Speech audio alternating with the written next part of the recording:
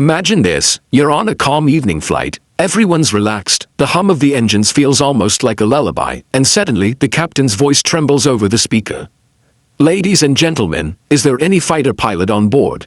The next few minutes will change everything, and one sleeping passenger will become the hero nobody saw coming.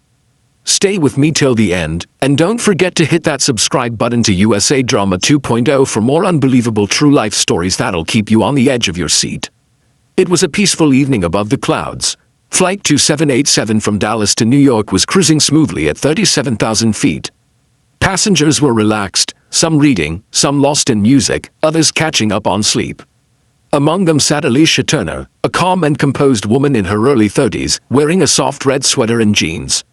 She had boarded the plane quietly, greeted the flight attendants with a gentle smile, and quickly drifted into sleep by the window seat. Alicia had always loved flying, but this flight wasn't just a trip. It was a return from a long break after leaving a job that had once defined her life.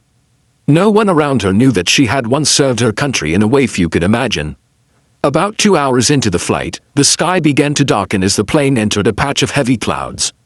Turbulence began to shake the cabin lightly, nothing unusual. The seatbelt signs blinked on, and passengers tightened their straps. Captain Robert Hayes, a man with 25 years of flight experience, glanced over the radar.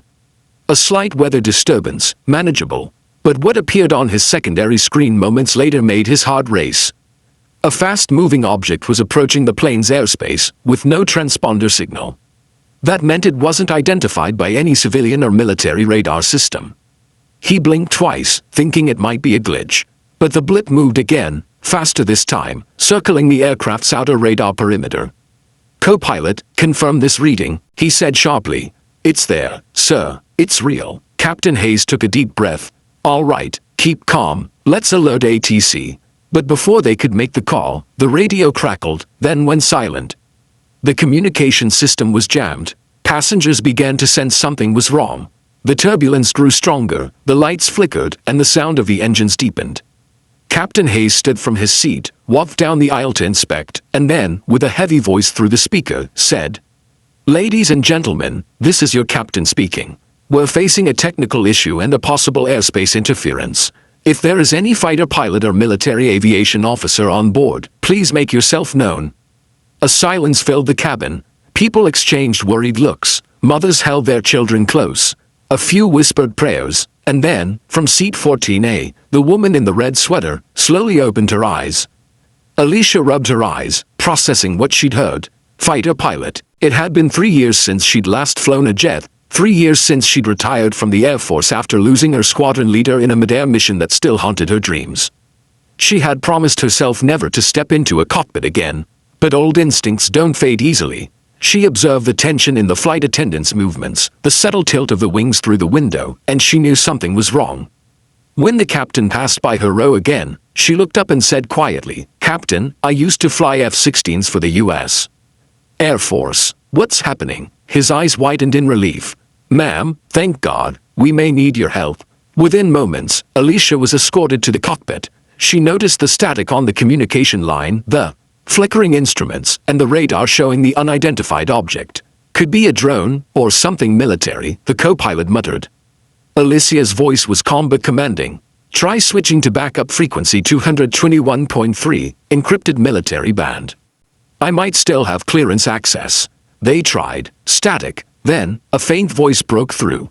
"Flight 2787, you are entering restricted airspace. Identify immediately." Alicia grabbed the mic. "This is Major Alicia Turner, U.S. Air Force, retired. We're a civilian flight. Do you copy?" There was a pause. Then the voice responded, "Major Turner, we recognize your ID. Hold position. You have an unauthorized drone shadowing you. Possible breach test." Alicia's eyes narrowed. A test, with civilians on board. But before she could say more, the radar blip split into two. The plane jolted hard to the left. Passengers screamed as oxygen masks dropped. One of the drones had flown dangerously close to the right engine, causing a brief flame burst. Captain Hayes fought to stabilize. Alicia took the secondary controls. "Bring nose level, now." Her hands moved with trained precision. The plane steadied. Passengers could only see flashes of light through the windows, unaware that one of the world's most experienced fighter pilots was back in action, not in a jet but inside a passenger aircraft. Alicia guided the captain. "We'll use descent momentum. Roll left 10 degrees, divert under the radar clutter." He followed every instruction. Within minutes, the plane leveled into a safer path, dodging the unidentified objects. Then, the radio reconnected. "This is NORAD command. Objects confirmed neutralized. Stand down." When Alicia stepped out of the cockpit, the cabin erupted in applause. The passengers didn't know every detail, but they knew she had done something extraordinary. The captain made an announcement. "Ladies and gentlemen, please join me in thanking Major Alicia Turner, former U.S. Air Force fighter pilot, whose quick action kept us all safe tonight." People cheered, some cried, others simply looked at her in awe. Alicia gave a shy smile, nodded, and returned to her seat. The woman sitting next to her whispered, "You saved us." Alicia replied softly, "Just did what I was trained to do." When Flight 2787 landed in New York, the runway lights reflected off the rain-soaked ground. Emergency vehicles were lined up, ready, but everything was under control. As passengers exited, Alicia waited till the end. The captain stood by the door and saluted her, quietly saying, "You reminded me what true courage looks like." She smiled, "You just needed a little backup." As she stepped onto the jet bridge, the wind brushed her face.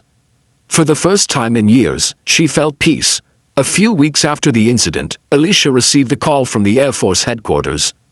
"Major Turner, that was no ordinary interference. Someone had hacked a private drone company's controls.